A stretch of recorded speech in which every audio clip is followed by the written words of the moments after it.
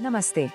आज के इस आध्यात्मिक विश्लेषण में हम एक बेहद खास यात्रा पर निकलने वाले हैं, अथर्ववेद। इसे अक्सर सिर्फ जादू टोने या मंत्रों की किताब समझ लिया जाता है, लेकिन सच कहूं तो ये एक भक्त आत्मा की आंतरिक शांति और विकास का एक बेहद प्रैक्टिकल और इंटीमेट गाइड है। तो बिना किसी देरी के इस अद्भुत सफर की शुरुआत करते हैं इस बेहद खूबसूरत प्रार्थना से। वाचस्पति, जो वाणी और ज्ञान के स्वामी है, हमें दिव्य बुद्धि प्रदान करे और उसे आज हमारे भीतर स्थिर रखे। सोचने वाली बात यह है कि यह सिर्फ एक श्लोक नहीं है, बल्कि यह उस रहस्यमय भक्तिमय माहौल को तय कर देता है जिसका अनुभव हम इस पूरी चर्चा में करने वाले हैं। भाग 1, अथर्ववेद का आधार। अब एक बात जो समझनी बहुत जरूरी है वो ये कि ये विशाल प्राचीन ज्ञान कोई रैंडम कलेक्शन नहीं है। इसका स्ट्रक्चर बहुत ही कमाल का है। इसे मुख्य रूप से 3 संहिताओं में बांटा गया है। एक तरफ है आर्षि संहिता, जो सीधे ऋषियों से प्राप्त मूल ज्ञान है। दूसरी है आचार्य संहिता, जिसे गुरु और शिष्य के गहरे अध्ययन के लिए डिजाइन किया गया था। और तीसरी, जो काफी दिलचस्प है, वो है विधि प्रयोग संहिता। ये पूरी तरह से प्रैक्टिकल एप्लीकेशन पर आधारित है, जहां मंत्रों को रोजमर्रा के अनुष्ठानों के हिसाब से समझाया गया है। यहाँ इस विवरण पर गौर करते हैं। ऐतिहासिक तौर पर इसका स्केल कितना बड़ा था। असल में इसकी 9 अलग अलग शाखाएं थी। हालांकि आज के दौर में मुख्य रूप से शौनकीय और पेपलानाद परंपरा ही ज्यादा जानी जाती है, पर इससे हमें अंदाजा लगता है कि उस जमाने में इस ज्ञान का विस्तार सच में कितना विशाल रहा होगा। भाग 2, दिव्य बुद्धि का जागरण। किसी भी भक्त आत्मा की सच्ची यात्रा हमेशा भीतर से यानी अंतर्मन से शुरू होती है। इस मूल पाठ को देखते हैं। ये मेधाजनन सूक्त है। ये वाचस्पति से किया गया एक बेहद शक्तिशाली आवाहन है। ध्यान देने वाली बात यह है कि यहाँ सिर्फ किताबी ज्ञान नहीं मांगा जा रहा, बल्कि अपने मन को उस ब्रह्मांडीय ज्ञान के काबिल बनाने की एक गहरी आंतरिक पुकार है। और यहीं पर मेधा का कॉन्सेप्ट आता है। वैदिक दृष्टिकोण में बुद्धि या मेधा का मतलब ढेर सारी इंफॉर्मेशन इकट्ठा करना बिल्कुल नहीं है। इसे एक दिव्य उपहार माना गया है। मेंटल क्लैरिटी की एक ऐसी एडवांस स्टेट जो ब्रह्मांड की सूक्ष्म शक्तियों को पकड़ने और उस गहरे ज्ञान को बचाकर रखने के काम आती है। सच मानिए, इस क्लैरिटी के बिना आगे का सफर नामुमकिन सा है। भाग 3, आपः, उपचार करने वाला जल।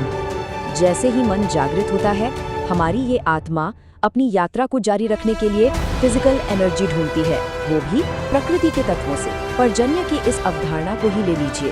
हम अक्सर इसका अनुवाद सिर्फ बारिश कर देते हैं, है ना? लेकिन उन प्राचीन साधकों ने इसे एक लाइफ गिविंग कॉस्मिक एनर्जी की तरह देखा था। ये एक ऐसा सूक्ष्म प्रवाह है जो न सिर्फ जीवन को पोषण देता है, बल्कि हमारे शरीर से तमाम बीमारियों को बाहर निकाल फेंकता है।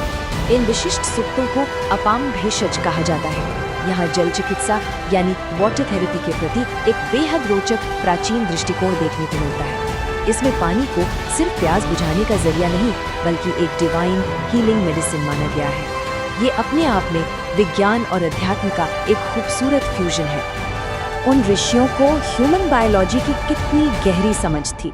उन्होंने शरीर की अशुद्धियों को धोने के लिए सूर्य की ऊर्जा और आपा यानी जल का एक जबरदस्त कॉम्बिनेशन तैयार किया। सीधे शब्दों में कहें तो धूप और पवित्र जल का प्रवाह मिलकर ह्यूमन बॉडी को फिजिकल लेवल पर प्यूरिफाई यानी डिटॉक्सिफाई करते हैं। भाग 4, नकारात्मक आंतरिक शक्तियों का विनाश।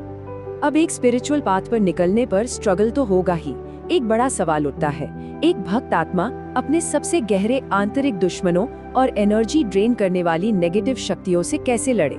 सोचने वाली बात यह है कि हजारों साल पहले लोगों ने मेंटल हेल्थ और इस शांति को भंग करने वाली नेगेटिव एनर्जी को किस तरह देखा होगा। इसका जवाब इस यातुधानाशन सूक्त में मिलता है। यहाँ साफ देखा जा सकता है कि साधक अग्निदेव से प्रार्थना कर रहा है कि वे यातुधानों को भस्म कर दें। अब ये यातुधान कोई बाहर घूमने वाले राक्षस नहीं है। ये असल में हमारी खुद की नेगेटिव, द्वेषपूर्ण और जहरीली आंतरिक वृत्तियां हैं। यहाँ क्लियर हो जाता है कि अग्नि और इंद्र सिर्फ आग या मौसम के देवता नहीं हैं। ये इनर प्यूरिफिकेशन के मेटाफर्स हैं। अग्नि वो अनुशासन और सच्चाई है जो हमारे अंदर की हर तरह की टॉक्सिसिटी, अहंकार और उस पूरे अंधेरे को जलाकर राख कर देती है, जो हमारी स्पिरिचुअल ग्रोथ को रोकती है। भाग 5 सत्य, मुक्ति और दीर्घायु।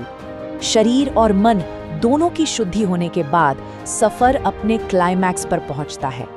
ये पाशमोचन सूक्त इस प्रोसेस को बहुत बढ़िया तरीके से समझाता है। सोचिए, एक साधक कॉस्मिक जज वरुण देव के सामने खड़ा है।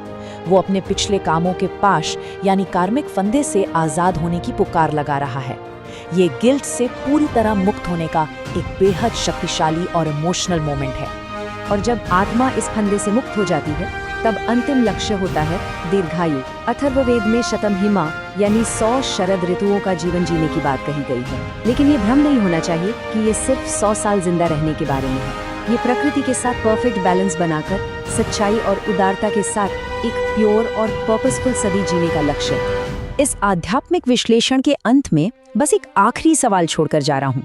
अगर रोजमर्रा की जिंदगी में इन ब्रह्मांडीय शक्तियों में से किसी एक को शामिल करना हो, चाहे वो मेधा जैसी क्रिस्टल क्लियर क्लैरिटी हो, आपा का हीलिंग टच हो या अग्नि जैसा प्योरिफाइंग अनुशासन, तो सोचिए ये हमारी अपनी स्पिरिचुअल यात्रा को किस हद तक बदल देगा। इस प्राचीन ज्ञान की गहराइयों में साथ चलने के लिए बहुत बहुत शुक्रिया।